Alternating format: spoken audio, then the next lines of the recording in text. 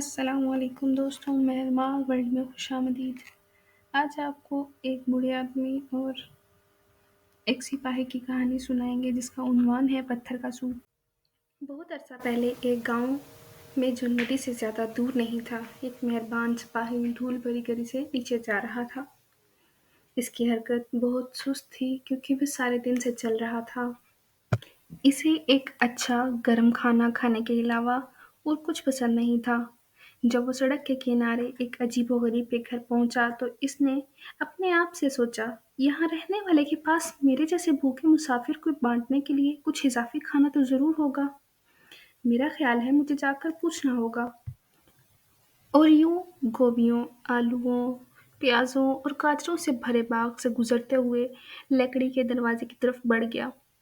گھر کے سامنے پہنچ کر جیسے ہی دستک دینے کے لیے اس نے ہاتھ بڑھایا، تب دروازہ اچانک کھل گیا۔ دوسری طرف ایک بوڑھا آدمی کھڑا تھا۔ اس کے ہاتھ کولوں پر تھے اور اس نے تیوری چڑھائی ہوئی تھی۔ تم کیا چاہتے ہو؟ بوڑھے آدمی نے بدتمیزی سے کہا۔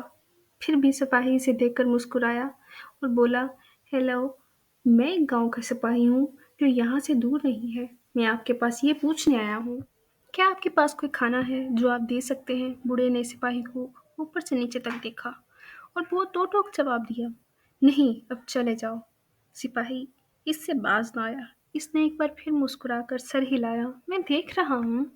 میں صرف اس لیے پوچھ رہا ہوں کہ میرے پاس اپنے پتھر کے سوپ کے لیے کچھ اور اجزاء ہوں گے، لیکن میرا اندازہ ہے کہ مجھے یہ سادہ ہی کھانا پڑے گا، اگرچہ اتنا ہی مزیدار۔ بوڑھے نے بھویں اچکا لی۔ پتھر کا سوپ؟ اس نے پوچھا۔ جی جناب، سپاہی نے جواب دیا۔ اب اگر آپ مجھے جانے کی اجازت دیں گے۔ سپاہی راستے کے بیچ میں چلا گیا اور اپنے سامان میں سے ایک لوہے کی دیچکی نکالی۔ ایک بار جب اس نے پانی سے بھر لیا تو اس کے نیچے آگ لگانے لگا۔ پھر اس نے بڑے اہتمام کے ساتھ اس نے ریشم کے تھیلے سے ایک عام سا نظر آنے والا پتھر نکالا اور آہستہ سے اسے پانی میں گرا دیا۔ بوڑھا حیرانی سے اپنی کھڑکی سے یہ سب دیکھ رہا تھا۔ پتھر کا سوپ؟ اس نے خود سے پوچھا۔ یقیناً ایسی کوئی چیز نہیں ہے۔ اور تھوڑی دیر بعد سپاہی کو ایک چھوٹی سی چھڑی سے پانی کو ہلاتے دیکھ کر بوڑھا آدمی باہر نکلا اور سپاہی سے پوچھا، تم کیا کر رہے ہو؟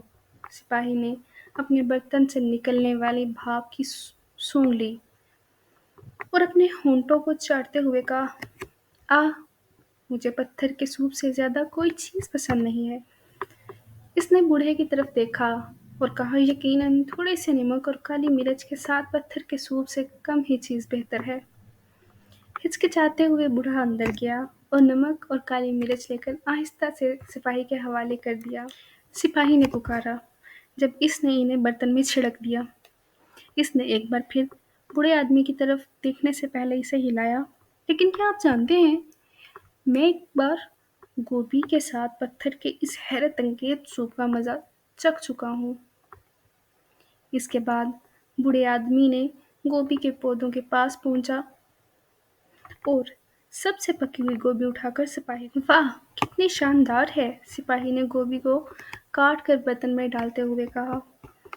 اس نے برتن کی ایک گہری سونگھ لی اور بوڑھے سے کہا، تم جانتے ہو یہ چند گاجروں کے ساتھ بادشاہ کے لیے سوپ ہوگا۔ بوڑھے نے سوچتے ہوئے کہا، مجھے لگتا ہے کہ میں کچھ گاجر لا سکتا ہوں۔ اور وہ گاجروں کے پاس گیا اور مٹھی بھر توڑ لایا۔ جب اسے گاجریں پیش کی گئیں تو سپاہی بہت خوش ہوا۔ اس نے انہیں کاٹ کر ایک بار پھر برتن کو ہلایا اور یوں ہی چلتا رہا۔ بوڑھا آدمی برتن کی خوشبو سے خوش ہونے لگا۔ جب وہ پیاز، آلو، گائے کا گوشت وغیرہ لے کر آیا، سپاہی نے خود بھی اپنے تھیلے سے مشروم اور جیسی چیزیں شامل کی، یہاں تک کہ اس نے اعلان کیا کہ سوپ تیار ہے۔ بوڑھا آدمی سپاہی کی طرف دیکھ کر مسکرایا۔ جب اس نے آدھا سوپ پیش کیا، آپ اندر کیوں نہیں آتے؟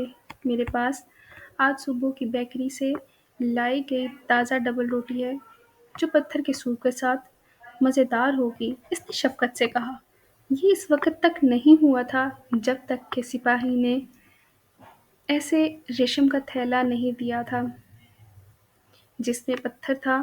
بوڑھے کو حقیقت معلوم ہو گئی، یہ وہ پتھر کبھی تھا ہی نہیں، جس نے مزیدار سوپ بنایا ہو، بلکہ مل کر کام کرنے اور فراغ دلی سے وہ اور سپاہی دونوں ایک ساتھ لذیذ کھانا بنانے میں کامیاب ہو گئے، جسے وہ اپنے درمیان شیئر کر سکتے تھے۔ اگر آپ کو بھی یہ کہانی پسند آئی ہو تو اسے لائک کیجیے اور آگے شیئر کریں۔ تھینک یو، اللہ حافظ۔